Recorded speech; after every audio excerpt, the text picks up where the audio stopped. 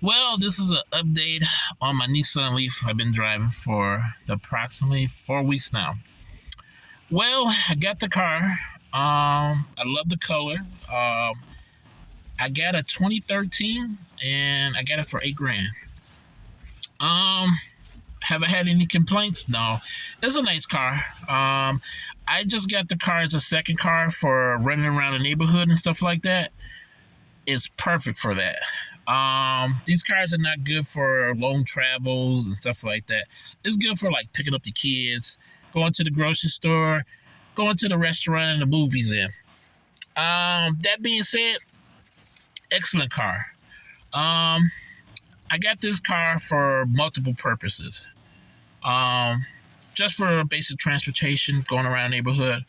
Um, this is good for being a battery backup. I'm going to explain the battery backup thing later on at the end. This is a 24 kilowatt battery that's in this one. This was probably like the first. These are like the very first electric cars that came out back in the days. Um, when you get these cars, don't charge them to 100% like your cell phone. I charge my car maybe every other night or every night, but I don't charge it to the maximum. These cars don't like to be charged to 100%. There's a timer built into this car, and you can set it to 80%. And I suggest doing that every night instead of doing it to 100% because you'll just degrade the battery.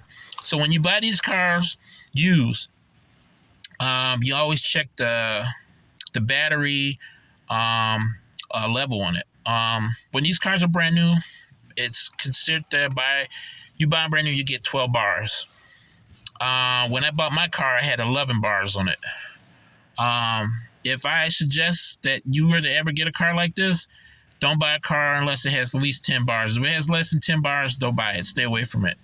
The battery does degrade after a couple years, and you lose the level of battery level probably like every couple years and stuff like that.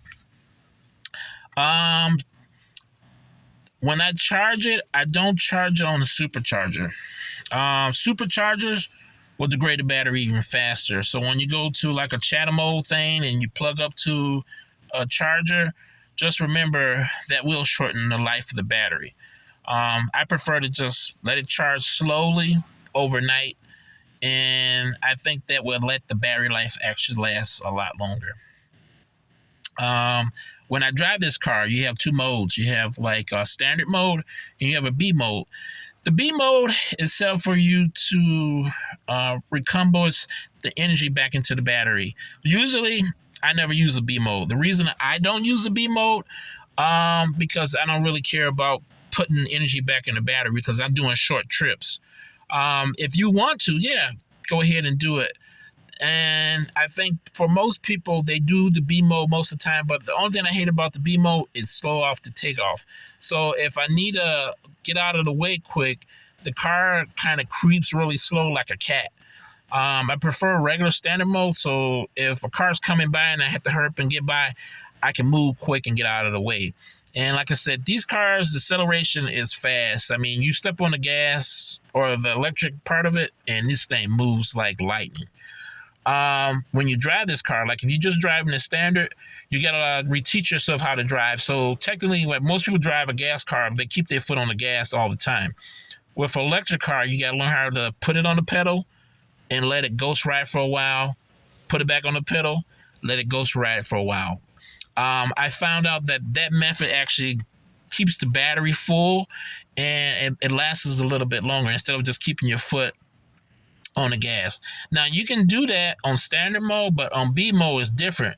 As soon as you take your foot off the gas, it goes into a braking almost mode, what they call it one pedal driving, or one pedal braking.